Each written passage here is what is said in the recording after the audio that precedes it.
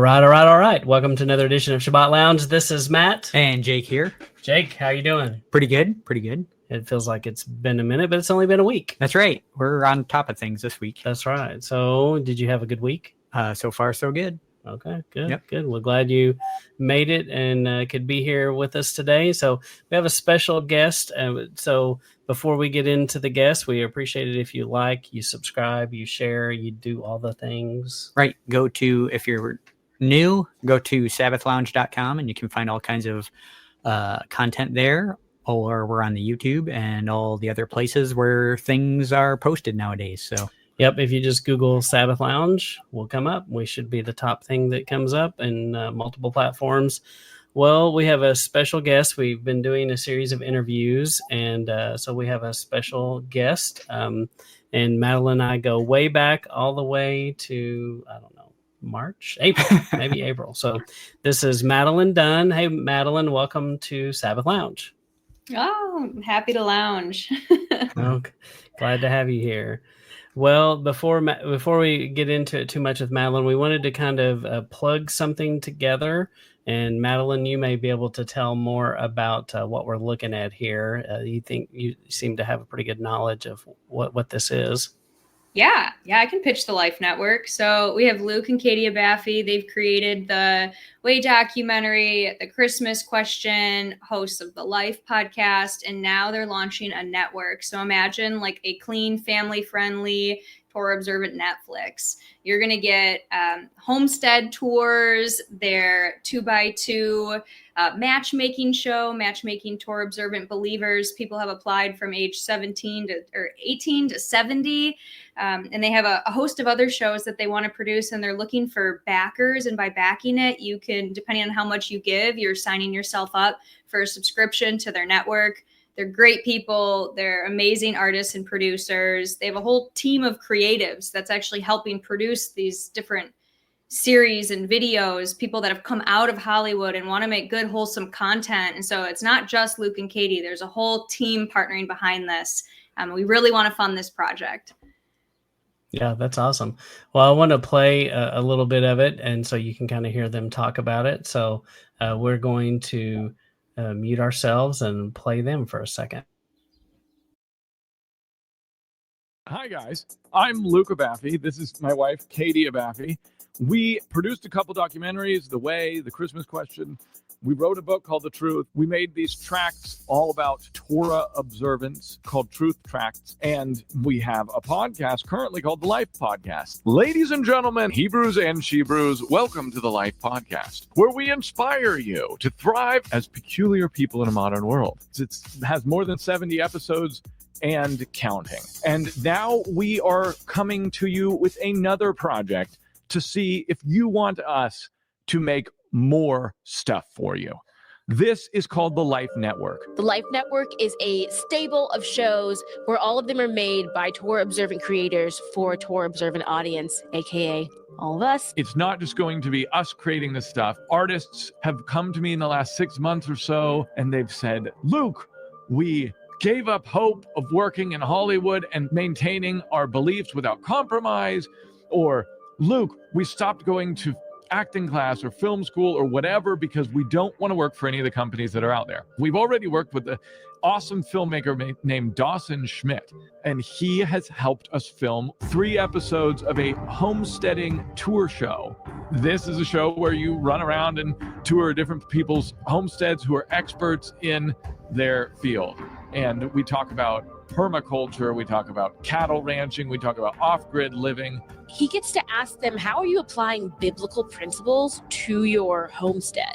Like, mixed seeds and a year of rest, the Shemitah year, and all kinds of things that maybe didn't apply when you weren't thinking about this. The other show is called The Few, where she sits down with women of the same belief and they talk about life. We've got an episode filmed about leaving behind holidays that you used to celebrate and just how you do that with your family, the conversations that you need to have. Christmas means carnage. Then there's an episode about beginning to do biblical feasts. And we also filmed an episode that was fun about Shabbat for moms and how to rest, whatever that means. And we just all share our experiences. It's like sitting down with your girlfriends over coffee and talking about this life. And it's really fun.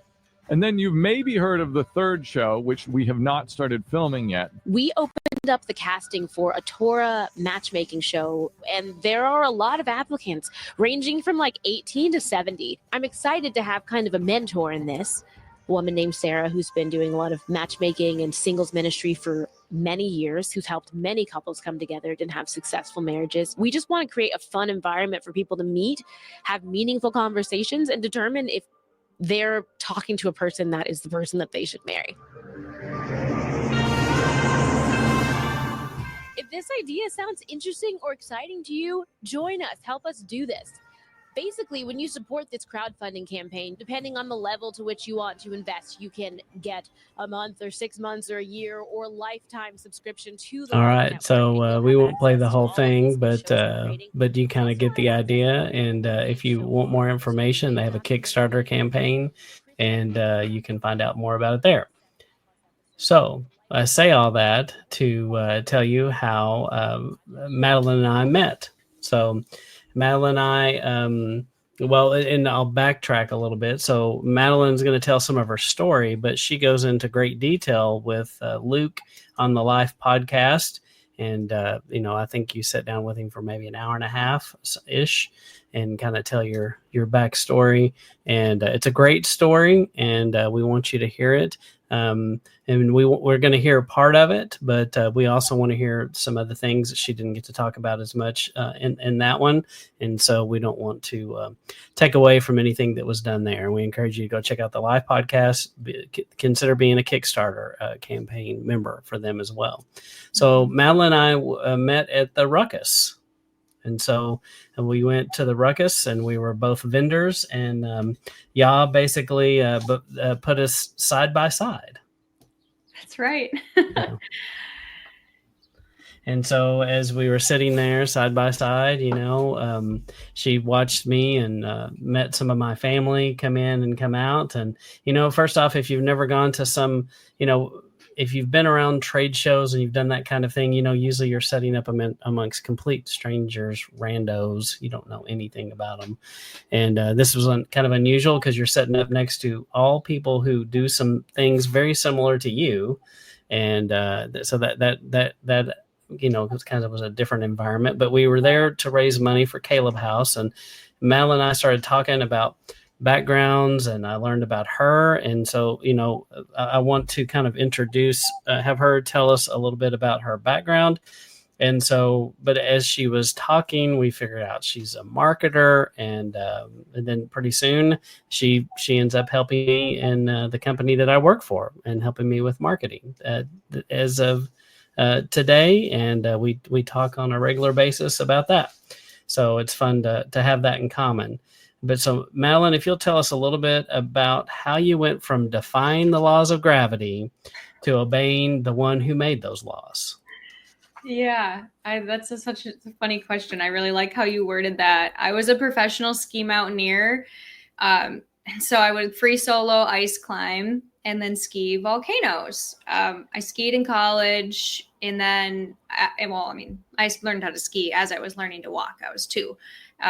And was in the Junior Olympics multiple times, was very good at speed events, end up not going to the Olympics. I go to college, and after college, I realized for the first time how expensive it is to ski, because before that, it was all covered by coaches and parents, mainly parents. And I was like, okay, I could either pay $200 for a lift ticket, or I could go pay a couple $100 to $1,000, get a whole setup, so I can walk up the mountain for the rest of my life and never pay for a lift ticket again. So I have paid for lift tickets since. Actually, I can't remember paying for a lift ticket since. I might have paid for a lift ticket since, but I did end up going pro and getting a lot of free passes to different places when I did want to ski at a resort. Mainly did backcountry, brought me to volcanoes, learned how to ice climb. If you've seen Alex Honnold's free solo documentary where he's rock climbing, It's like that, but there's a little bit of an incline and it's all ice. So I am not just like up there in summer wear and like a small harness. Like I have 40 pounds of gear on me, picks in my hands, spikes on my feet, skis on my back that I'm transitioning to and from. Sometimes I even start in running shoes because these volcanoes, you have a lot of prominence in a mountain to climb. So you usually start around sea level and then you're climbing up to like 10 to 14,000 feet, depending on the volcano. That was a really fun ride. I did that for, since 2016 to 2021 was when I stopped. I moved to Alaska, which is like the Mecca, right? So I'm in Alaska. I'm teaching avalanche classes at the university. So I'm like an adjunct professor at the university. I did that at 2 universities and a college throughout my years of doing this. Had sponsors like Subaru, Nordica. I was on the cover of a magazine in an international film. It was great. And then I moved to Alaska and I started to have some serious health conditions. And that ended my career. I think obviously there's like a whole spiritual component to this, but you could say that like my circadian rhythm got thrown off by the 24 hours of daylight, 24 hours of darkness, which was just like, it's a whole podcast episode in itself. That is pretty wild. There's no preparation for that. You just got to experience it if you can get up there. But living up there. So the 24 hours of darkness, 24 hours of daylight, that could be a whole podcast episode on itself. It is pretty wild. Go experience it if you can. Me living there for 1.5 years ended up being a lot on the body. There's also probably some spiritual stuff going on, right? Because we're just in this spiritual warfare. Matt's going to go unplug all the other things going on. Okay, it does say recording resumed, and it's going to make some editing fun times for him. So there's the 24 hours of daylight, 24 hours of darkness, and that is a whole podcast episode on itself. It's so wild. If you can experience it, go do it. It's very cool. It's really hard to describe, like how like the light is different. Like there's colors in the sky that you don't see down here because the sun is just lower on the horizon and then up all the time. It's so cool. But living there for 1.5 years caused some issues in my body. My circadian rhythm got thrown off. I started to get neuropathy in my hands, brain fog, really, really, really bad. I was getting tested for MS. I had this one tester, like they put electrified needles on my nerve points in my hands and arms to see if I could feel it. I could feel it, all of them. So no one had any answers for me. I like really wanted a diagnosis. My identity was all wrapped up as a skier my whole life. So transitioning from like having to retire, canceling contracts. I mean, every year I was getting sometimes over $10,000 in gear sent to me. And to get that sent to me, this ended up happening like in January. It's just a bummer. It was the whole thing, dealing with the ego crushing and all of that. But what I didn't realize was Yah was breaking me down to build me back up, or allowing me to be broken down, grinding me into a fine powder to mold me into who he wanted me to be, who I actually am, which is a child of the Most High. I don't need, right? Hallelujah. Yeah. We don't need the identity of like who you are or what you do. Even putting the little title here in StreamYard, like founder of Sherpa Skin and Madeline's marketing. It's like, yeah, but that's such a small. I would drop that any second. I mean, I am so in on what Yah wants for my life because I have lived my own life by my own rules, doing it my own way. I mean, I've been on the top of mountain, cover of magazine, blah, blah, blah. Parties, all of that does not compare to being grafted in. I'm so grateful.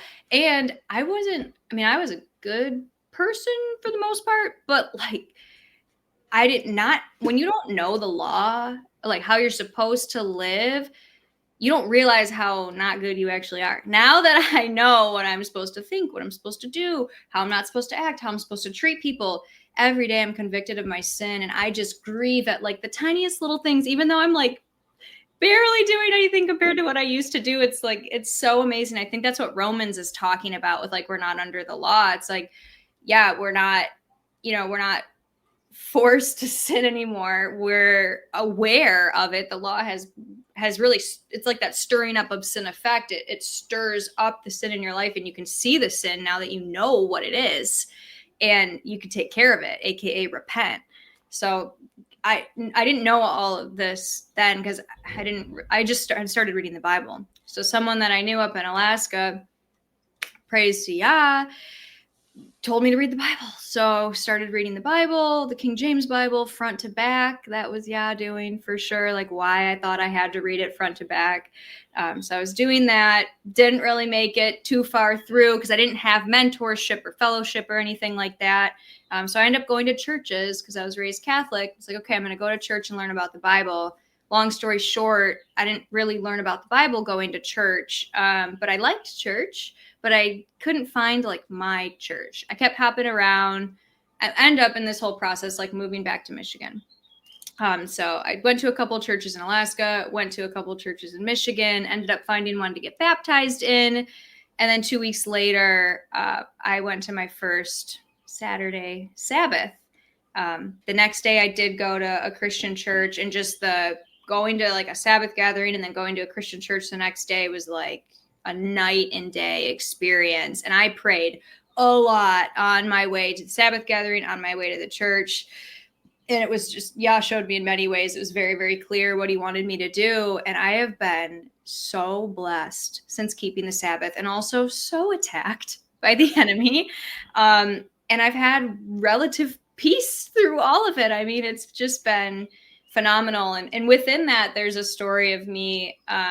Maybe you should go listen to that on the other podcast, of me like truly surrendering my life to God. I didn't even really know Jesus at this time. Like I was just reaching out to a God, if you are real, like I don't want this life. Like I did have a moment on the floor and witnessed an absolute miracle, open-eyed miracle, colors changing, like open-eyed vision within that evening. And it completely transformed my life. And I feel like my DNA actually like was changed in that moment. Like, Yah completely changed me.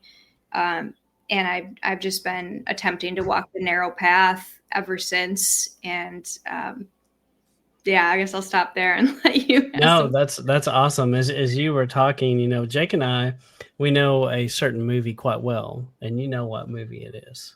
Oh man, if I had $1 every time I knew what Matt was talking about, I would have less than I'd owe money. You would. Cliffhanger. Oh yeah. Yeah. So, and we're older than Madeline, but Cliffhanger with Sylvester Stallone. I think he was ice climbing or free climbing. He did a lot of that, yeah. And that's the picture that comes to my mind is, and I've seen people who do that. You know, literally they have one of those metal picks, and they've got spikes on their shoes, and they go up. And you did things without ropes. Is that right? That's right. Yeah, that's crazy. For a couple of reasons. Yeah.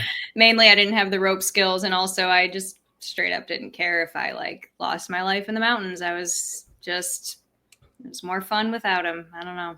Yeah. Wow. Yeah. And then also I have questions about the avalanche class. So I think it's pretty fascinating. So if I remember right, you had an explosive license? Yes. My explosives handling permit for a couple of years.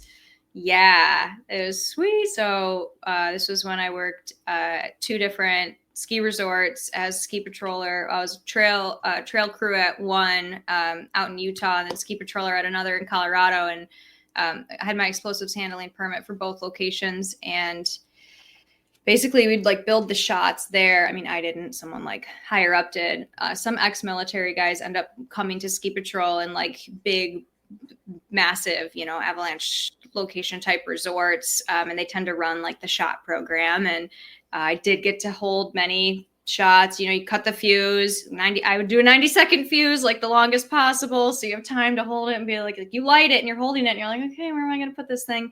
Then you chuck it. You got to get close enough to where you think the slope is going to slide. And then you throw it and you try and hit like the apex, like right where you think it's going to go and crack basically. And I had a lot of experience in the mountains. I triggered avalanches naturally. I had so much real life experience that this was a good job for me. Like I was pretty good at it. So, the one thing I didn't like, my nervous system, just like waiting, you can't ever count perfectly to know when the thing is going to blow.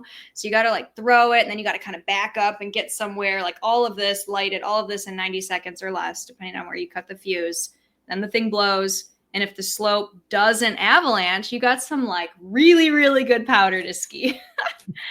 Basically the best. So wow. Yeah, that's pretty crazy. That is pretty amazing how you had that journey that you go on, and you didn't have as much baggage maybe as some other people have to deal with, and so sometimes I think that is helpful with coming in, like not having to unwind a bunch of beliefs. Yeah. Mm-hmm. I was just thinking about this the last couple of days because I've noticed some things come out of my mouth that are like from my past, and it's so interesting how like the flesh wants to hold onto that, like you like using the word magic, or the other day saying like look what nature did. I'm just like, no, like we have one creator and there's no witchcraft, and he created it, and he is the one growing the flowers. Like he is the one doing the miracles. And even the words like fortunate and unfortunately, I'm just being, I don't think it's like a sin or anything to use those. Yeah.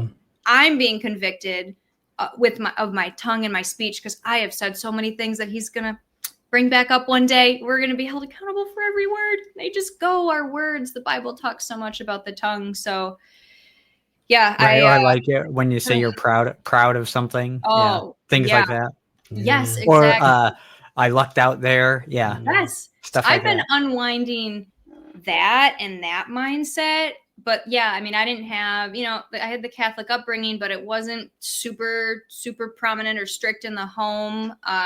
It kind of just stayed at like Catholic Sunday school and vacation Bible school. I didn't pay attention. I was rebellious. I can remember, the one thing I remember was like drawing pictures of SpongeBob in my Bible. I have a memory of this as like a child, but that's what I remember. And then that's basically Catholic Church anyway, is SpongeBob.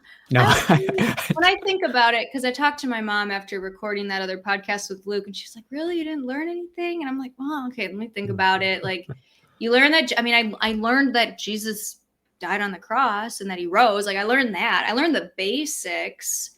And then, they read from the Gospels and some of the Old Testament, but I don't really remember much of that. And some of the hymns I've memorized, the Lord's Prayer.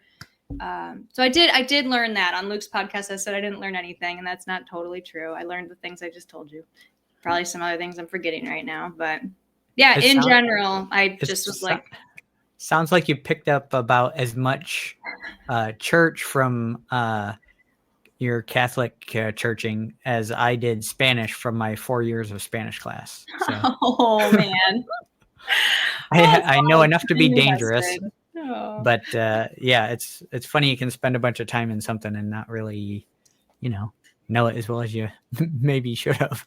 Yeah, so in general, not a lot to unwind, but it's interesting you say that, because I was literally thinking about this within the last 24 hours, because I caught myself saying some things. I'm in the middle of this fast. So I'm 3 days into a 12-day fast. I am drinking lemon juice. It's the maple, the master cleanse, but it's no food. And it's just the same drink every day: maple syrup, cayenne pepper, water, and lemon juice. Ooh. And the first day and the last day is orange juice. And on either end of that is like clean, minimal eating. It's pretty intense. But yeah, it's really brought up, some things for me. And I'm not doing dishes and cooking multiple meals a day, so I have more time. Although, like, that is kind of transitioning into nap time because I'm pretty tired. I'm still working out doing this. Last time I did it, I didn't work out. So it's a little different this time around. Is this a fast for health reasons or some self-reflection, something like that? Both. Okay. Yeah. I try to bring more fasting into my life now, since reading the Bible a few times, and it's reading and listening. So I usually do a combo of the two. I've tried to get through it at least once, if not more. I did it in 90 days. The 90-day plan, I think it actually took me 100 days. Like once I realized I need to know what this thing says. Yeah. And then after that, I don't have a TV. I don't listen to a lot of content. I right now I'm in this spongy phase, right? Like I just started keeping Sabbath year and a half ago, year and 8 months or so. And I need to be in the Word.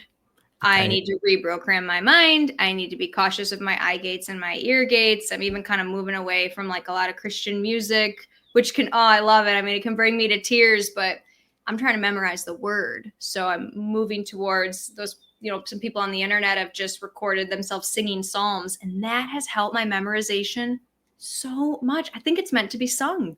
Yeah, I do too. There's one that we always promote on this channel. It's from Zion Christian Press is the YouTube channel, and they do Psalm 119. They sing the whole thing. It's fantastic. Yeah. And they also do Song of Moses. So good. Amen.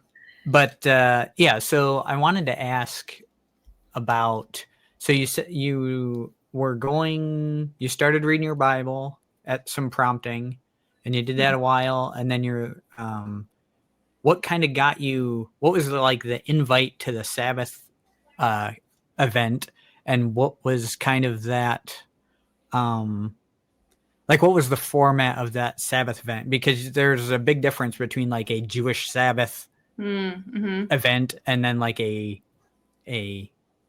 Torah-observant, Hebrew roots, if you will, kind of Sabbath. Yeah. I have been to a Chabad in the last year, and so I've really seen that difference. My first Sabbath, so I was a professional marketing consultant that came after my ski days, a little bit during my ski days, actually, quite a last couple of years, and then stopped skiing, kept doing the marketing, consulting, started with like entrepreneurs, and then I started getting some like bigger clients. And I still loved working with the entrepreneurs. So I'd coach them, and I had an entrepreneur locally that was a client. And then I had another entrepreneur, although she had like a decent sized business. And then another more like scaling company. They were all Christian. It's like, whoa, like Yah was just surrounding me with these Christians. Well, so I thought, and then one of them, when we started working together, told me that she can't meet and do work on Saturdays or the biblical feasts. And I was like, oh, are you Jewish? She said no. Right. That's all she said. So graceful. A couple months down the road, maybe 6. I'm just exhausted. I'm not even really working that much. I got a pretty sweet deal with my clients. Like, I'm not in any way working full time, but I'm somehow having no time to do anything. And I'm just exhausted. And I'm still like, I'm just on that hamster wheel of going. And I ask her, I'm like, so, I can't find a church either, right? I'm like hopping around looking for a place. One church told me you really need to pick somewhere and stay there so you can put your tithe there. And it's like, oh, I'm not coming back here. And just weird things were happening at different places. Although I really liked parts of it and like the people, and I would join a Bible study, but then we wouldn't study the Bible, and we'd watch these videos of some woman, like I did like a Sabbath. I was trying to learn about the Sabbath. Like I knew something in me, right? Yeah. But we took the Sabbath class, an 8-week course. And by the end of it, she was teaching that the Sabbath was a timer you could set. And I would use this timer, 14 minutes. I can't remember how she came up with the number 14. You set the timer for 14 minutes during the day where you do nothing. And that's your Sabbath. And I was doing that, and it wasn't really helping. So yeah. I asked my friend if I could go to her Sabbath gathering, and she found a good date for me to go. It was an at-home gathering, meeting from like 1 to 6 p.m., maybe like 20 to 30 people. One of the men teaching, it was like an hour and a half plus message, and he just like threw out all the heavy hitters. Remember, this is like November, December, so the feasts are pagan. What he sees is we don't float up to heaven after we die, which is something that I was kind of grappling with. I was trying to believe in heaven. I was praying actually for Yah to put heaven on my heart, because even though I was raised in the Catholic Church, and it just never sat right with me. So the tithing thing was really weird for me at the time too, the way they were teaching it. And I know we have kind of a lot of different beliefs on that in this group. I'm currently studying it out. It definitely seems to look different than what the church was trying to get me to do. But there's something there with that. So anyways, he just there's pork and shellfish, all that. It's all coming out in this 1 hour and a half. And I mean, within 20 minutes, I'm like, sold. This is like, I just was like, this is truth. I had done a lot of self-help searching. I mean, I was straight up in like a Hindu religion. I was into Buddhism. Like I was like going to temple, eating the food, traveling and evangelizing with them. I was in it, and then into quite a few other things in the self-help world. And it just never really helped me long term. And I think that's interesting that you'd tie Hinduism and Buddhism to a self-help thing, because it really is. And I don't think a lot of people realize that that's kind of what it is. It's a spiritualized self-help thing. So I think it's interesting that you tie that together. Yeah. I mean, it's about you, like people, or at least the people that I was around, you do it to, well, this was a Hindu sect that I was a part of. There was like these Vipassana retreats, like these silent meditations. You literally like, I was on the path to like sell everything and live in this temple and shave my head and like wear orange. Wow. And bang a drum on the street, which I was already doing, and eating with them, which I was already doing. And it was very self-focused. I mean, you're like dancing for the deities, and there's the milk and honey that you pour on them and the food you're offering up and all of that. But it was like, like when you're doing the dancing and the meditation, like that was all to like feel something, to like feel closer to God. I mean, I was not using a pillow so I wouldn't sleep as well. So I would need God. I was only taking cold showers, so I wasn't comfortable. So it was all about this, like there was this holy sort of seeking, like it was set apart. They were set apart. That's interesting. See, I don't know a whole lot about those things, but just hearing you describe that, it's very, I see a lot of it in Christianity, especially like young people coming into Christianity. Like if you're familiar with like Acquire the Fire is what it was back in my day, where all the teens go to this big, youth event, and they do singing and all this stuff, and it's all geared to like get your feels going. And I think a lot of people fall into the trap of, well, if I don't feel it, it means my faith isn't strong enough. And so they chase that feeling of holiness or Yah's presence, basically. And I think it's very similar to what you're talking about. And then additionally, I think it ties in very closely with Colossians 2, where it talks about asceticism and people doing things to be holy, like denying the flesh in a way to make you more holy. Whoa. And more spiritual. It's a Colossians 2 thing. I think it's and I see it, and it's funny that you mentioned it like that, because I see it in Christianity too. Wow, I'm gonna have to study that. Thank you. Yeah, that's crazy. Yeah, that's good. Yeah, it's quite a journey that you've been on, and like we said, if you haven't seen the live podcast, she goes into about an hour and a half of more detail about the life that she lived. And it's really pretty amazing that you walked away from that. And you were, honestly, when I listened to you, I thought of, when I listened to that interview, I thought, I bet your parents were so worried about you. I bet, and you probably at the time had no idea how worried they were, and the things that they saw you doing. And, I'm sure that they're happier that this may not be exactly what they, we're thinking for you, but it's got to be in a better place than where you were. So. Yeah, this is, what was the words? Or one of my mom's friends said, this is the best like phase you've ever been on, because I've bounced back and forth between so many things, and like everyone's really hoping I stay here. Me too, right? I'm like enduring until the end to hopefully be saved. That's my plan. Yeah, that's awesome. Well, so we're going to kind of transition a little bit into something that I think is an interesting topic that you and I talked about at that ruckus, but it was loud and it was kind of crazy, and it's kind of hard to focus, and this is a little easier to focus and be attentive. And so we talked a little bit, and you used a word, and I wanted you to kind of elaborate that. As we were talking, we talked about Torah believers, and you talked about keeping the money in the house. And so what did you mean by that? Well, when I was studying Christianity before walking this walk, I read this book about like how the Jews were so wealthy. And one of the things that they shared in the book was the amount of times a dollar gets circulated within a Jewish community. It's like, my numbers are going to be wrong, but I'm just going to guess from what I remember from the book. It was like 17 or something. Like a dollar is changing hands, let's say 17-ish times within the Jewish community. With Muslim community, it drops down to like 4-ish. Christians, it's 0. So keeping that dollar within, except for tithe.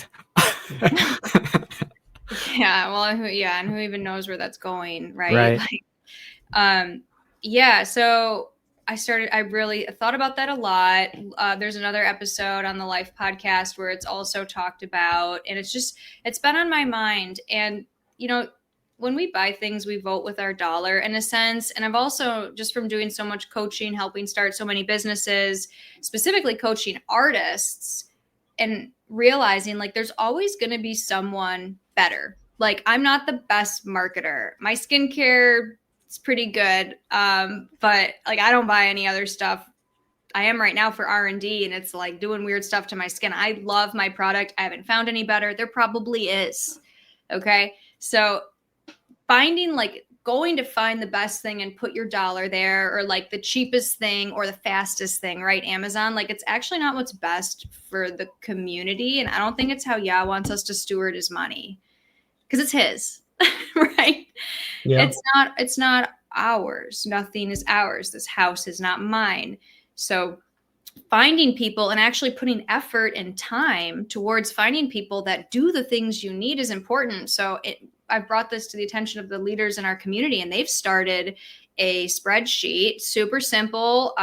They'll talk about it, we got a spreadsheet in the back, go write down if you do something. So we know, like, no one's going to know what you do if you don't talk about it. Like, yeah, we're supposed to be humble, but also we're supposed to provide for our family and support each other and love each other. And so there's kind of that like fine line of, well, how do we do that? So Matt and I are doing that in our life right now. Yeah. And that's been a true blessing. But you really made me start thinking about it. And, that was a good seed that you planted, because I was like, yeah, that makes sense. And then at the same time, you see this movement across our community with Kahila Marketplace that Sarah Williams started. And then with even what we just watched with the Life podcast, that's a version of that. And people are beginning to think this way, and try to pull our resources, time, effort, and energy, and find out who can do what.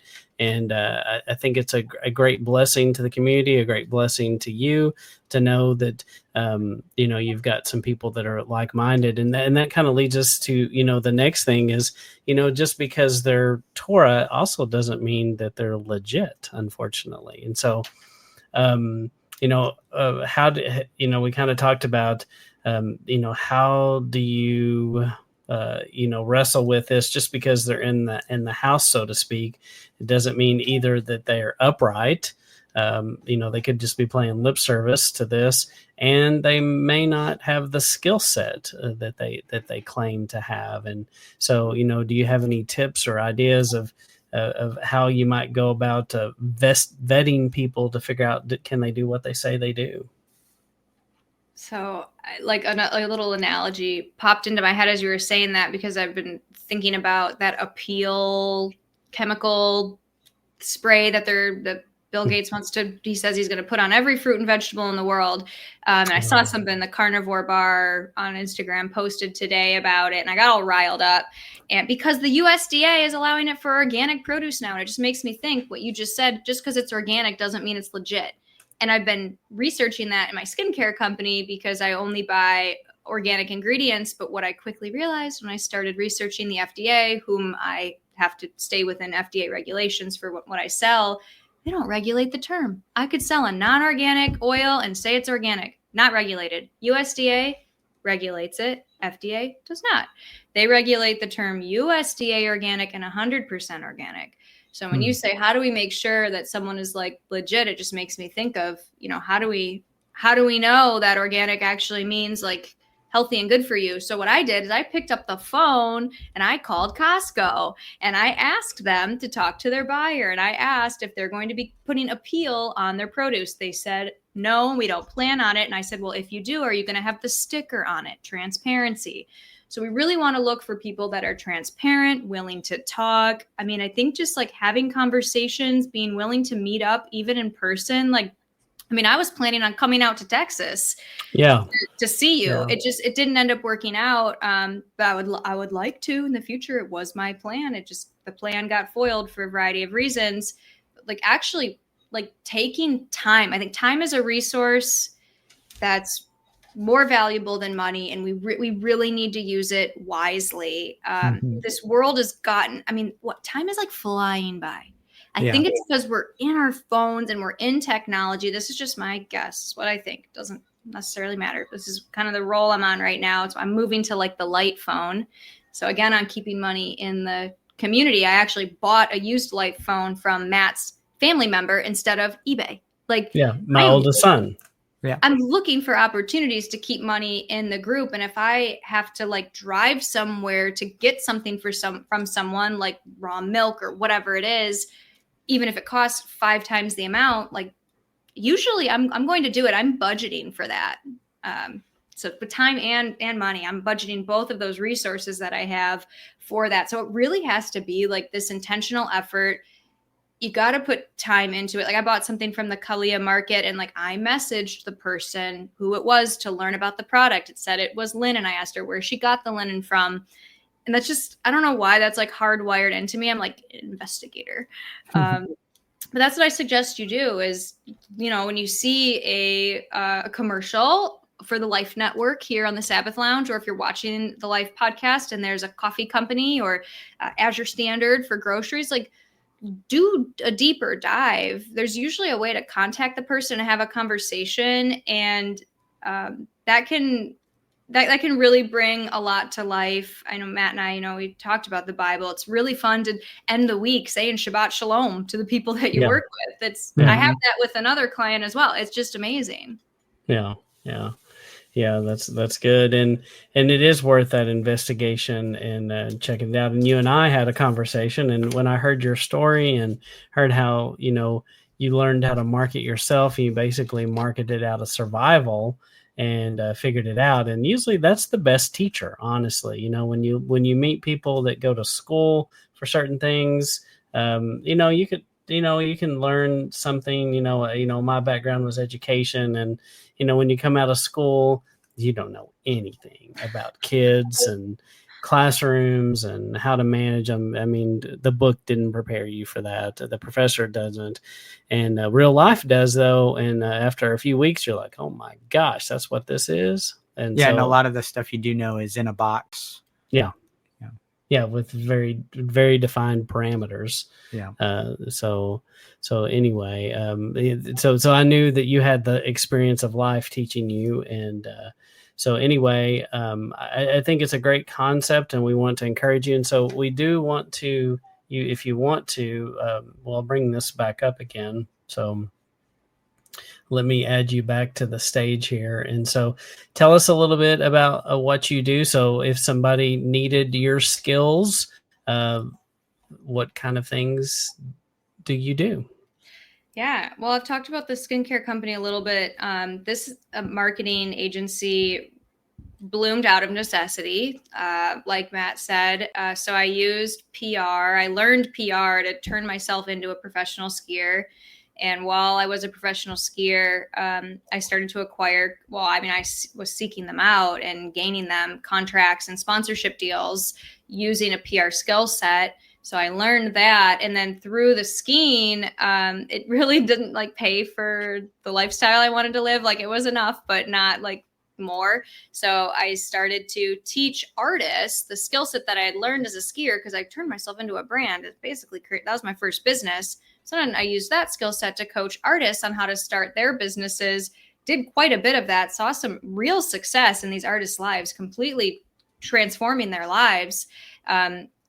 From there, I started coaching beyond artists. And so I've coached a lot of entrepreneurs and helped them actually start businesses, quit jobs, create, brick and mortar during the pandemic even. I mean, that it's just amazing. Like, I do think Yah has put like motivated, determined people in my world. There have been clients though that have not had success, and I'm not the one that's going to create that for you. If I'm coaching you, it's going to be you. And then recently, since I did take a 13-month corporate marketing stint, I was at an executive level directing marketing efforts across 3 different companies, many millions of dollars a year in profit. And I learned a lot. We had a huge marketing budget. And so I decided, corporate marketing wasn't for me. 13 months was enough. But now I have this skill set of like running a team, managing a budget. My Google skill set went up. All my marketing skills just started to explode in a good way, I guess. And I want to use that now for the kingdom. And so I actually used the Kalia market to find Torah-observant digital marketers.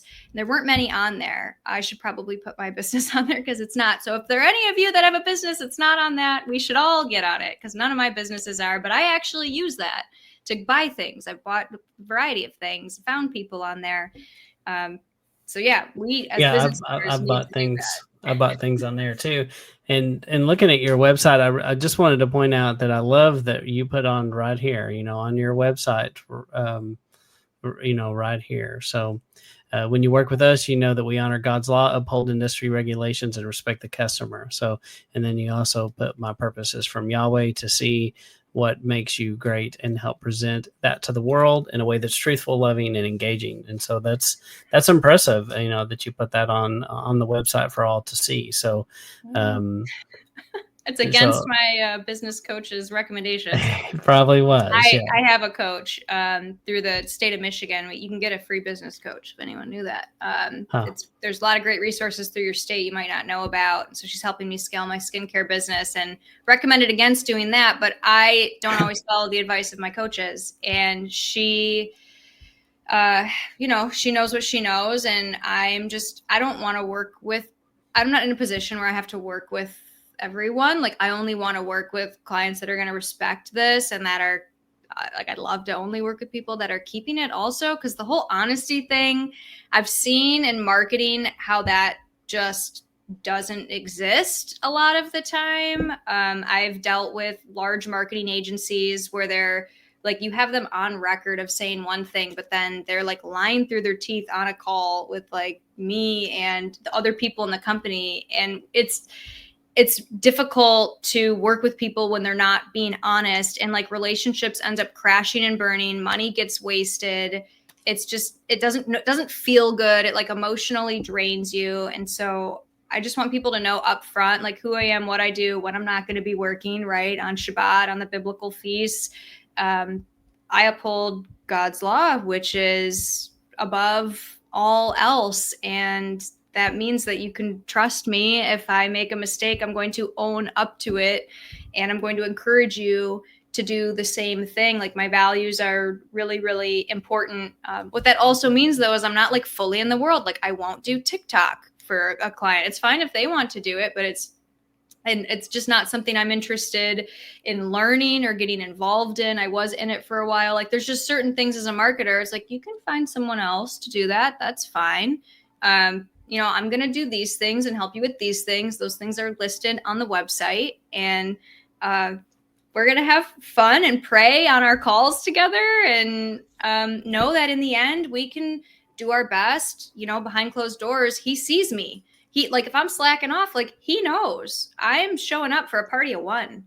So that's also helped me too in entrepreneurship, because you can't always make a client happy. Like, there's just sometimes, and we're in one of those seasons right now where the world is tough for a lot of businesses, and a lot of marketing things aren't working like they used to. And I can only do so much. And I just have to know that like the party of one is satisfied with my efforts, and that when things do work, I'm giving the glory to him. It's nothing that I did in the marketing. It's because of him. Yeah. And on that point, I think it's one of the things that I've thought about is, and I try to tell people is like, if you feel called to start a business and then you start that business and it fails, right? Then, well, I thought I was called to start this business. And it's like, well, maybe you've influenced one person and that's what you were meant to do. It wasn't all about you and your business. So I think that's part of it too. And then, I just, the other thing was about putting that on your website. I think especially nowadays, authentic is what people are looking for. And so, I mean, I think I'd rather know that that's what you're doing than just happen upon it. You know what I mean? Like in the course of business, I'd rather know what you're about if I'm doing business with you than guess. And then, oh, look, Pride Month comes up and now I'm all surprised. But, and then also when you're trusting Yah for the way your business plays out, I mean, there's a certain clientele that just isn't going to be interested in you, and that's fine. And I think if you're doing a business and Yah is, if you've made Yah the master of your life, then that's going to be important to you, that all works together, in your business, and that you're not crossing the streams, if you will. Yeah. Amen. Yeah, no, that's good. Well, Jake, I was going to talk, I was going to have her show her skincare. Do you have any other things you want to say about this before we do that? Go ahead. So I wanted you to talk for a minute. Now, like we said, Jake and I are out of, we're like fish out of water here. So, but we know that you make things that you put on your skin. And I do remember you had something that was made with beef tallow that was like for dry hands. And I tried some of that, and that was pretty amazing. So. Yeah, it's, that's a fantastic ingredient. It's in some of my products, and some of my products are vegan. I source my ingredients. That's kind of my thing. What I'm realizing as I'm getting into this world of skincare, I mean, I've been doing this for over a decade. I only started selling it a couple of years ago because my sister's friends, I made them like a bachelorette. My sister was getting married, like a bachelorette kits, and they all got little samples. And then they wanted more. And I said, sorry, no, I don't sell this. I just make it for myself. But they kept asking. They were having really good results. I don't have acne, so I didn't know that I wasn't having the same results as them. Two different people had hormonal acne go away from this serum that I make. And since actually launching this business, other people have just loved it. So I feel like right now it's a calling from Yah. It's what I'm doing. When I source the tallow, I actually get the whole cow and split the meat with different people in my Sabbath community. And then I take the fat and I use the fat to make some of the products. So I'm rendering it myself. I'm sourcing it. I know that it has had no vaccines, no hormones, that, the veins have been cut and the lifeblood was drained before it was processed. Like, I know all of these things, and it's one animal. This tallow is coming from one animal. I was actually just talking to, because I'm thinking of, scaling is going to happen eventually. I'm seeking contracts with high-end hotels across the country, and eventually I'm not going to be able to do all this from my kitchen. And these different co-packing plants, which are like plants that actually make the products for skincare companies, package it and drop ship it to them, or like send it to a fulfillment center like Amazon. I was asking them, like, where do you source your tallow? Where do you get everything? And getting organic tallow right now it's very hard to scale with organic tallow because there's just not much of it. And these grass-fed cows don't produce a lot of extra fat. And so she asked me, she's like, oh, well, most companies just like sell a non-organic version to help balance out the low supply of organic grass-fed tallow. I was like, well, I'm not going to be doing that. I'm I'm selling in glass. I'm sourcing my own tallow. All of my products are not just organic. They're either USDA organic or 100% organic. USDA organic also only has to be 95% organic. And that's my guess is that's why they're allowing this appeal thing to be put on products. Like 5% of chemicals is a lot of chemicals.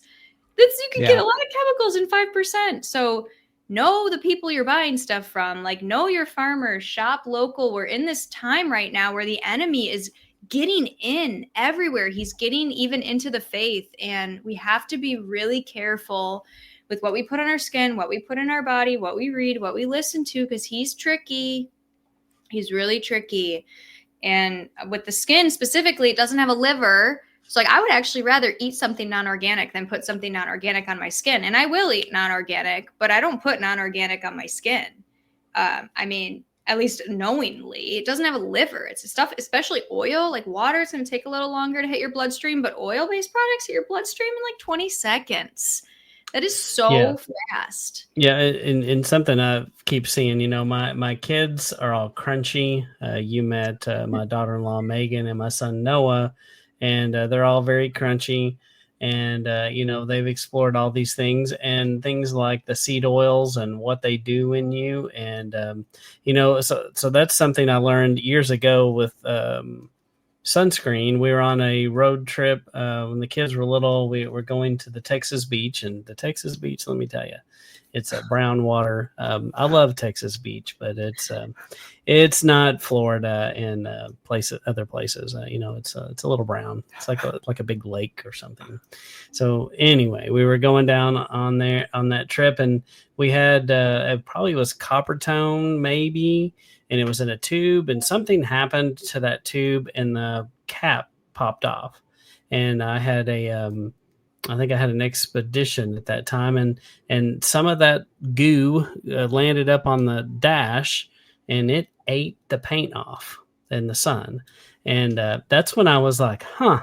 Keely and I both looked at each other and we're like, I don't think we're putting that on the kids, you know. And this was way before Torah, and we weren't necessarily even organic back then. Oh yeah, I might have been. I was always doing farm, you know. I grew vegetables and I was organic with that, but we weren't like fully committed. And that's one of the things that we went, that's interesting. And then you find out about the seed oil and how it's basically like cooking you from the inside out. And no wonder you sunburn and maybe have cancer and things like that. Because when you really start thinking about it, you like, Yah made the sun for our benefit.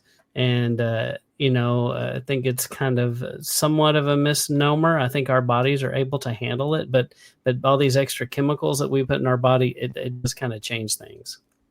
I am so glad you brought that up. This is like right on. I was looking into this today, talking about this with my mom on Sunday. I'm very fair skinned. I mean, she watched me grow up and get fried. I haven't worn chemical sunscreen in a while, but I did the carnivore diet for like almost 2 years. More on that is in the other podcast with Luke, if you want to learn more about that. It's a crazy experience. Since then, I pretty much eaten no seed oil, and I have not had a sunburn since. And I've only worn sunscreen. I wore sunscreen on a boat once in Hawaii. And I don't like go stand in the sun all day, but I mean, the other day I was out moving mulch on that. Like we had a 95-degree day in June in Michigan. It's like 90% humidity. It was hot. I had a hat on, but I just had like a short sleeve, like linen t-shirt on and a linen skirt. I was gardening in it, and I was out for hours. I'm going to get burnt for sure. Cause I'm just at this point where I'm not wearing sunscreen at all. And I'm not wearing sunglasses either. I didn't even wear sunglasses in Hawaii because I've learned, and I switched all my lights from LED to incandescent. I'm very particular. It's probably dark in here right now, and I probably look orange because my lighting in my house is very particular. I'm very careful with the type of light I put in my eye. And when you have the incandescent light, which is basically a mini fire, like a small sun in your house, those bulbs recently became legal again. Don't know why they were ever illegalized. Yeah. I think we know. Right? Yeah. It actually triggers 15 SPF into your body. Like, so that helps offset. Like, yeah, UV is real for sure, but if you're eating seed oils, if you're putting chemicals on your body, like that's cooking your skin. And then isn't it interesting that the company that's selling the seed oil also makes a sunscreen that also has a chemical in it that you put on your body that also gets you sick? And maybe they have the pill that fixes or doesn't fix the problem that you had. I mean, it's when you start looking at the money train, and this is all now starting to kind of come to the surface. It's very interesting, and people are waking up about it, but it is an attack of the enemy, and he's gotten into the system, and I think he's willing to give up some ground. So I'm wondering why this is all coming to the surface. He's giving up some ground, but for what? I think I know why he gives up ground. It's because we're lazy and we get complacent whenever we think we're winning. So it makes you stop pursuing, and then you can get big swaths of bad agenda in after that. Yeah. Just be on guard, everyone. Be on guard. We're in a spiritual battle right now. We know who wins. That's right. Amen to that. Amen. But we are supposed to be as soft as a dove, wise as a serpent. What is the innocent as doves, wise as a serpent? Yeah. Yes, we need to be wise. We need to be careful with what we put in our body, on our body, and do your best to keep your money in your community. It's really a powerful thing, and it's been really awesome to see the support and to be a part of helping build other businesses with the same beliefs as me. Yeah, that's great. And it's little things, like there might be someone in your group that, that it could be any skill that they have. If you have, there might be somebody that's a plumber, electrician, all kinds of things. And you want to support them too. And it makes it easy for them because they know that you're going to be someone that pays your bill and does what both parties are doing what they say they're supposed to do because they're upholding to the Torah standard. So, and you're right about in the Christian world, that really hasn't been done. There have been some attempts at it. I remember there was somebody that made some book here in the Metroplex, and it was like all these contractors and people who were. You could get your name. It was something you had to pay for, and you got your business. You had to pay to get it advertised in there. And then this was a book of like Christian businesses that supposedly were in there. And so, but that's about as much as I've seen it. But I guess it'd be like the Heritage Homestead Village down by Waco. They have, that's kind of controversial. Oh yeah. Have you heard that? No. Okay. But another topic, another day. But they keep all that. They kind of village that kind of supports everyone that's in the village. Mm-hmm. And interestingly, they don't. They have like a bunch of restaurants at the place too, and they don't serve unclean food basically. So in Waco. It's a little bit north of Waco, I think. What? Okay, I've been to Waco. I went to the Joanne Gaines compound. It's close to there. Oh my gosh. Next time I go visit my sister or visit you, Matt, and hang out with Petersons. That would be amazing. I love, when we were at the Ruckus, there was a Sabbath keeping bakery. And so they closed, sundown on Friday, and they reopened on Sunday or Monday, but they sold the challah, and they had, all the things that you could want from a bakery, and that's where I got my meals from while we were there, and DoorDash delivered. It was great. Yeah, that's great. Yeah, every time we go through Fort Smith, we have to stop there, and we get pizza, and we bring back the bread. And so I stopped and talked to her every time when we're in there. I try to find her and just tell her I appreciate that what they do. And I found them through our friend Joshua Myers, who is a comic. He's an illustrator. He's a cartoonist. He's a cartoonist, but I think he is something in the tech world by day. I can't remember exactly what he does, but he's a techie person. Yeah. And then he does these cartoons. I think he builds websites. Yeah, I think that's what he does. So, nice. Yeah, that might be a good person to for you to be in contact with. And he's the one that told us, and the way I found him was I was in a bookstore. And I don't remember what town. I guess it was Fort Smith, and or is in Bentonville. I don't remember now. And I was in the book coming out and saw this bulletin board, and I'm like, Joshua Myers. And I was like, I know him.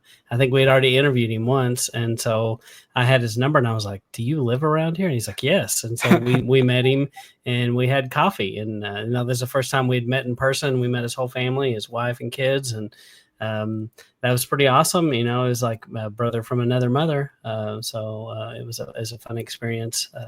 And you just never know who you're going to meet and where this is going to take you. But yeah, I think that's always a fond memory of mine was when you first come into Torah, it's so hard to find a place that you can eat and without concern. And, we went out to, I'm from Pennsylvania, and we went out to Missouri to the Baker Creek Seed Festival.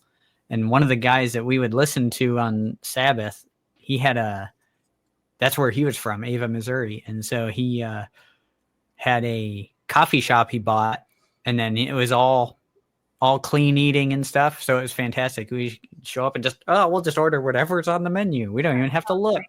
It was so amazing. And we're like, I can't even believe we can do this. That's awesome. So yeah, that's the way the Harvest Bakery is, because they have pepperoni pizza, but it's turkey pepperoni.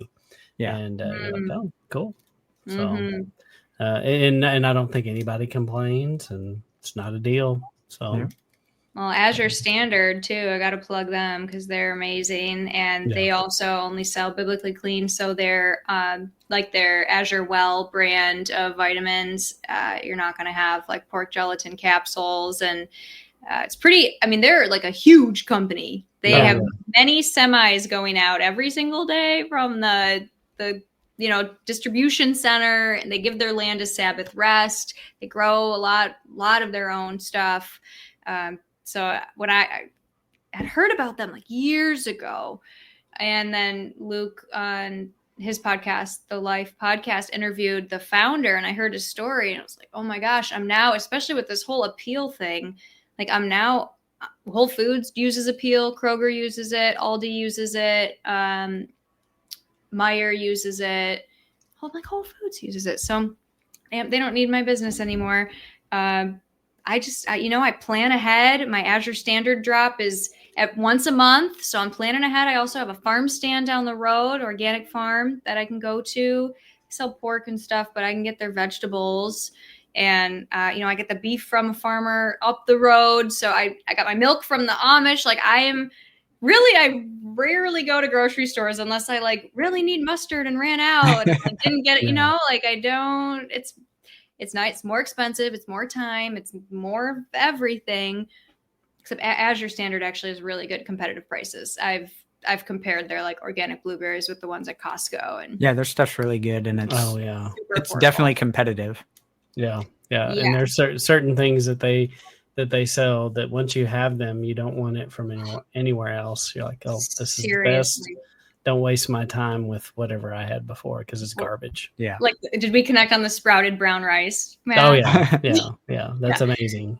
All their produce too. If anything comes moldy, they'll give you a refund. They asked me like, what percentage of your box was moldy? And I like to do the math, I'm like about 7%. They gave me a credit, and oh my gosh, their frozen fruit, amazing. Their produce, great. I'm on this master cleanse right now. Everything I'm ingesting, other than my RO well water, is from them. I'm juicing the whole lemon. I've never seen lemons like these. They have like the stem on them, and they're all different sizes and shapes, and it's amazing. I'm putting the whole thing in the juicer. I'm like juicing the peel now. There's no appeal on it. Yeah, that's amazing. Yeah. Well, we definitely appreciate your time on this. And Jake, before we move off, you're looking at this, did you have other things? Yeah. So I just wanted to maybe hit a couple things real quick. Maybe let's see, just on some of the things you had talked about. You talked about going through this process where Yah's breaking you down, and that's kind of like the the crushing that is talked about. You can't get the oil from the olive if you don't crush it. So that's kind of the process you were describing. So I liked that.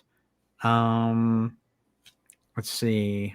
You want to know how he's crushed me? Do you want like an example? Oh, no. I was just commenting on what you had brought up. Okay. Yes. Give us in detail. How many hours have you cried? No. Oh, man. Matt talks about that a lot on his channel. I do. Lots of tears. Let's see. Oh, you talked about enduring till the end, and I think that's a good thing for all of us to be praying. I mean, you see a lot of falling away, and it describes there will be a lot of falling away at the end, and I think we see a lot of that from very prominent people in religion these days, and I think that's a good prayer for us, is to be able to finish the race and finish well. And then let's see. Oh, just real quick, because I told you I'd bring it up. So you're fairly new, right? Fairly young in the faith. So how do you deal with kind of controversial topics that you run into? And then I'll give you one to see your answer on that. So, gosh, my opinion doesn't matter. Just go to the Word. I go to the Word. I mean, there's a lot of controversial things right now. I mean, one that I deal with in my skincare company that I'm openly and transparent about with customers when they come to me about this is, whether or not we're supposed to eat the fat, the suet. And I can clearly see that it says not to eat it on sacrificed animals, but I don't right now. I've researched it. I've studied it. I've talked to many people. I've looked at the passages. I'm sure I need to do it again. It seems like from where I'm at right now in my studies that it's only talking about the sacrificed animals. I could be wrong. I could definitely be wrong. And I can see how people can see it both ways. I'm really cautious to not add to the Torah. It's so easy to do that too. It's like, no, I think it, a lot of times it's kind of couched with, well, the reason it says this is because of this. And it's like, well, you don't really know that, but I mean, that makes sense. Sure. But I think that's a way that adding to scripture happens a lot, and it's a guard, right? I get it. Like, I do get why the Jews do that. I get the guards. I mean, they're not using electronics. I've watched myself on my phone on some Shabbats, like go to open my email, and all of a sudden I'm reading some sales pitch from some company, and it's like a one-click buy situation. I'm just like, whoa. Like, so I get why I get why they have the guard. I do. And there's some areas in my life where I guess I've done that. I don't see it as like a law, but like not having a TV, not listening to a lot of music. Like that's a guard for me that I'm putting around my ear and my eye gates. And I think as long as we remember that, like my wife wears a head covering and she's like, I don't do it because it's the law. I do it because that's a conviction for me. And, as long as, you recognize that, well, this is how I'm doing it, and I'm not pushing that off on you. I think that's a good way to deal with things like that. Yeah. So with controversial topics, something I'm doing right now that I guess I've been doing since walking this walk is just not digesting other people's commentary on it. Like I'm just going to the Word, and I have 8 or so translations, different Bibles, physical copy in my house, which is such a blessing. We all need to remember that they didn't have Bibles. Yeah. Okay. Back in like Yeshua's time, we are so blessed to have what we have, plus the internet.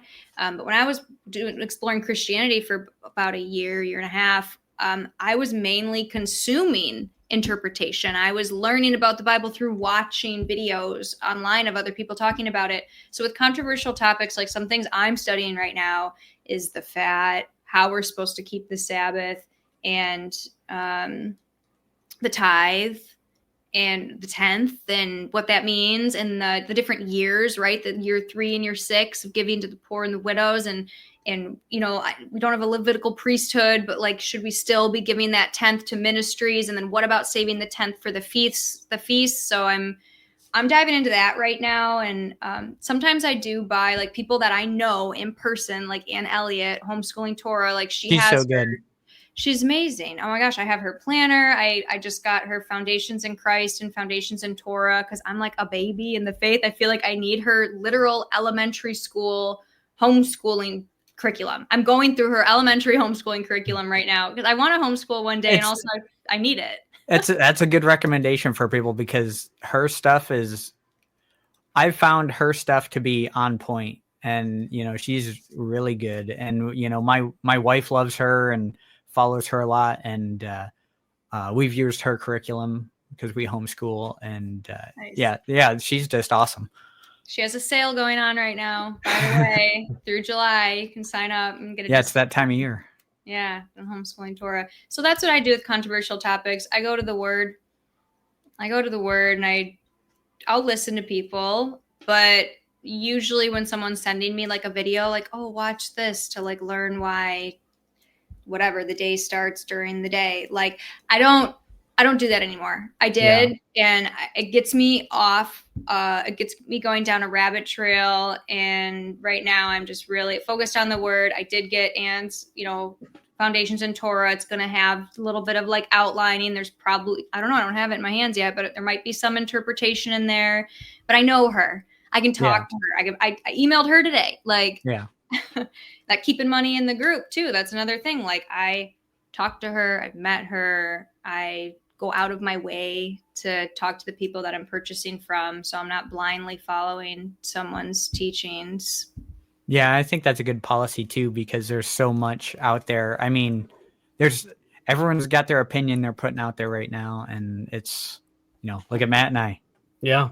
I mean, but we're upfront about it, and we tell people, go to the Word to find out the answers. Don't just take our word for it, because that's really the only way you're getting truth. We're in a time now where knowledge is everywhere, but truth you really have to seek out.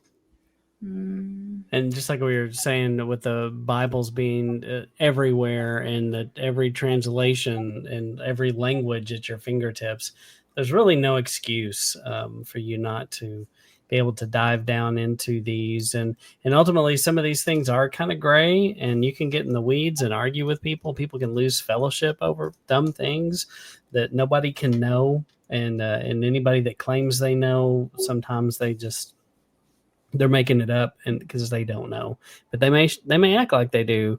But I find it's best to not get in the weeds of those things and do what you're saying, especially early on in your faith, and see what Scripture says, because us reading other commentaries and what other people said about other people that talked about it or read about it, which is often what happened. It just is like a copy of a copy of a copy, and go to the source, and that's what Jake and I say. Prove it. Research it and try to prove us wrong. If you have a different opinion, let us know. And we think that's fair. And we're just, in the end, we're just people. We're just dudes raising our own families, and we want people to search the Scriptures on their own. Right. I would add one. Go ahead. I want to add one more thing to that, because of the different translations. I've been studying Hebrew. I've taken probably like 27 classes at this point, all like hour and a half-ish long. And I'm at the point now where I can read it slowly with my like grammar card next to me, and with the vowel points and everything. Like but I don't know what it's saying. I have some sight words. I know some sight words, but what I'm realizing is what I'm really learning that's really valuable is how to study it. So I'm learning how to study Hebrew, which means I can go look up a word. Like just because I can pronounce it poorly. doesn't really mean much, but what I'm learning how to do really is study the Hebrew. So looking the words up, because we can sit here and fight all day about like what the word fulfill means in English, or what the word glory means, or what the word holy means. But once you go, or even other words, once you go and look at the Hebrew and see all the different places, we have these apps that are just amazing. You can go click, click, click and see all the places and the first time that a word is used. So I even am like kind of staying away from even hearing just one person's interpretation of the Torah portion. Like I'm reading the Torah portion, I'm praying.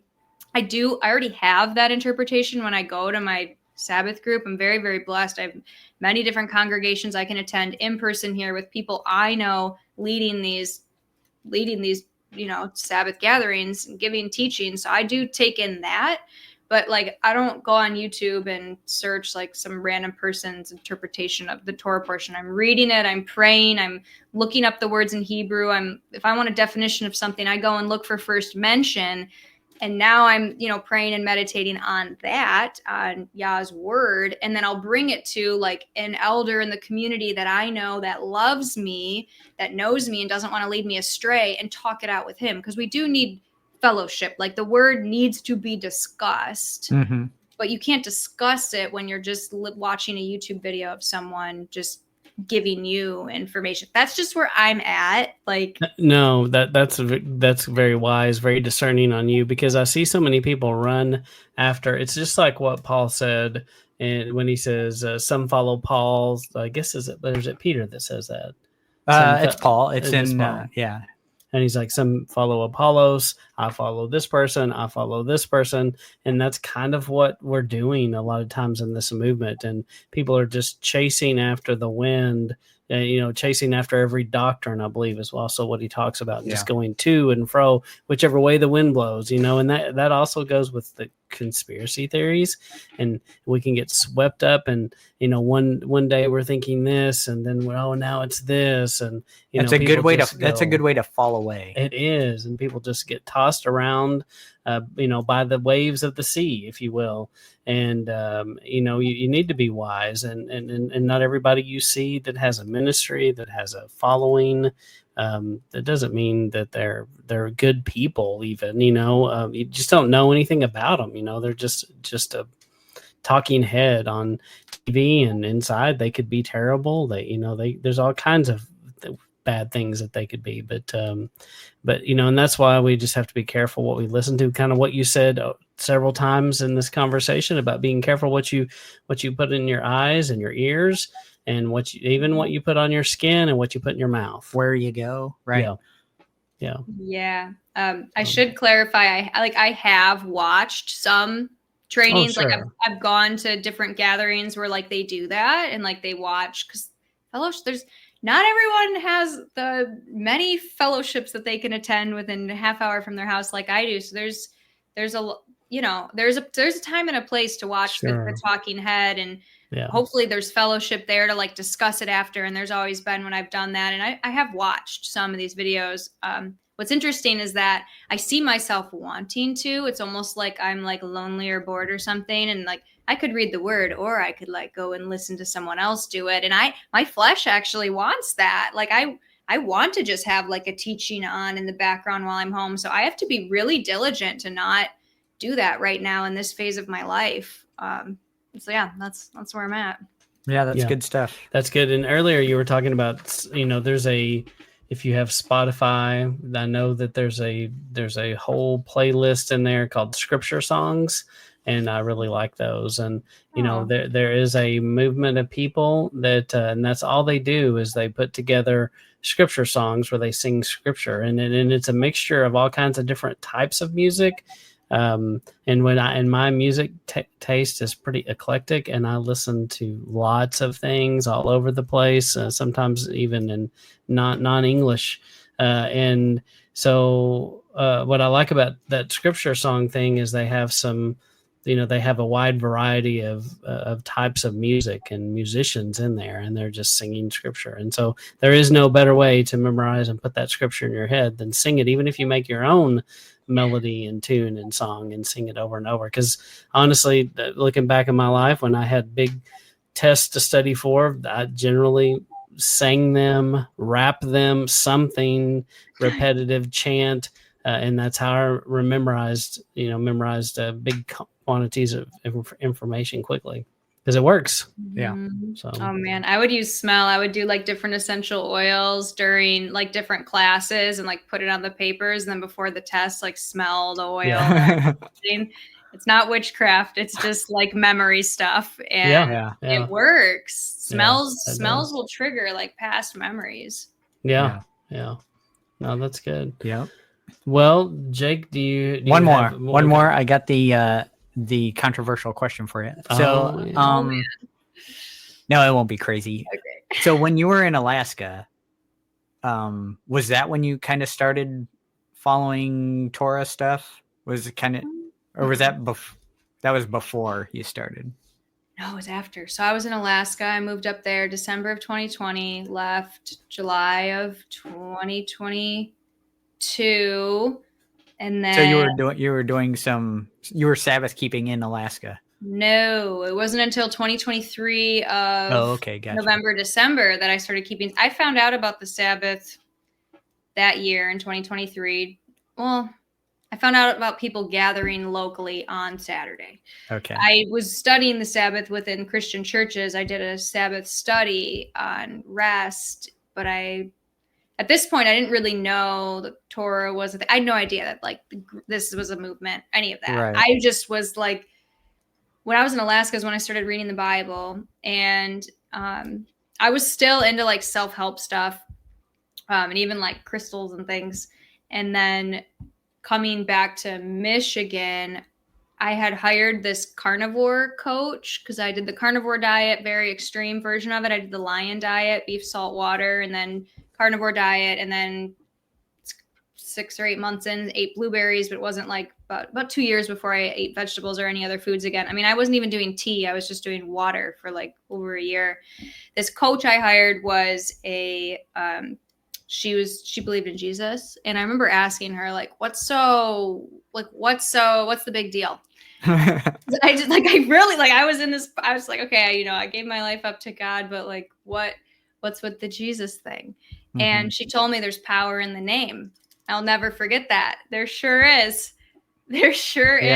He was there at the beginning. He has the Aleph in the top. Now that I am learning Hebrew, I see him on the first page of the Bible. It's amazing. Oh, it's amazing. He saved my life when I was calling out to God on the floor. He was there. He's carrying me. Yeah. Oh, that's an even better controversial question. I was gonna ask, what about so if sunlight is, that you have your periods of 24 hours of sun, 24 hours of dark. So how do you time your calendar that way? Yeah, I haven't really thought about that because that wasn't a thing. I was still, I wasn't really like celebrating Christmas and Easter, but because I wasn't like in the church and I wasn't in this, and right. I did Christmas gifts with like my friends and stuff. So yeah, I guess I was. No, this wasn't on my radar at all until November of 2023. Okay, I'll jump to the other one then, because I think it'll be more related to what you're talking about. So let's see how to word this. Okay, so when you said when you kind of first were coming into this, you cried out to God and he was there and changed your DNA, you're a new creation, right? Mm-hmm. And then later after that, you're like, oh, I got to learn something about this Jesus thing. Yeah. Right? Yes, so, that was the order. Yeah. Right. So how do you square, I know how I would, but how do you square the moment of salvation, if you will, and the moment you're a new creation preceding your understanding of Jesus? Mm-hmm. That's a good question. I bet my answer would change like as I continue to grow wiser and wiser. I did, I was raised Catholic, and then I did give my life over at a Christian church camp. I went to a Christian church camp. My parents sent me for a week, And I remember crying at a fire pit, giving my life to Jesus. But then I came home and I was like nice to my sister for like a couple days. And my parents thought I was like brainwashed by the Christian. I might be putting words in their mouth actually, but They tricked you into being nice. You, I'm not sending you there anymore. Yeah, right. I was like, well, because I was like a difficult child. So, I mean, they were just like, what is happening here? Like, she's nice to her sister for a couple of days. So I like had that experience. And then I went off to just do despicable things and got on the floor. I mean, I'd have to say because of his grace and his mercy, and because those who will seek will find. Like, I was truly asking for him to show himself, the one creator. I wanted the one God to show himself to me and to change my life. I was repenting without even really knowing what repenting was. I wanted to turn away from what I was doing. I literally was on the ground and I said, like, I did not want to live this life. Like, I would rather not live than live what I'm living. So what do you want me to do? Like, at this point, Catholic upbringing, I'll be a nun, I'll be an usher. Like, that's what I thought giving your life up meant. And then after that, I experienced the miracle that I go into detail about on the Life podcast. And he released things from me, but I continued to turn towards him. So I started going to church more. Some other things happened in my life, some other sin I had to give up. And I was diligently seeking. So I don't know how you square that, but I had grace and mercy. Yeah. Yeah, I think I think you can't really flesh out that topic until you look at the idea that, you know, in the Old Testament they didn't have Jesus, right? They didn't have Yeshua in the flesh. Mm-hmm. I think they had the idea of the Messiah, but I wouldn't say they weren't saved. I know they go to Sheol and Messiah goes and gives them a way to be free. But I think that especially when you do the study on the name, it's Yahweh is salvation. I think Messiah is... When you're looking to Messiah for salvation, he's pointing at Yahweh. Mm-hmm. And I think that's the key. It's always Yahweh is the salvation. And so I think that's how you have both. Because if you're reaching out to Yahweh for salvation, that is Yeshua. Mm-hmm. So even if you don't know his name, as long as you're reaching out to Yah, that's Yeshua. So I think you have it even without knowing, if that makes sense. I mean, I just know what I experienced, and it was like a rebirth. I mean, there was a miracle in the moment or within like a couple of hours, and then my life changed. I laid things down. I continued to lay things down, and I was seeking truth, and he brought me to truth. I'm still being brought to truth. We clearly have a lot of different beliefs in this walk, and we don't have it all figured out. And we're all seeking truth. And I think one day we'll all be on the same page. Yeah.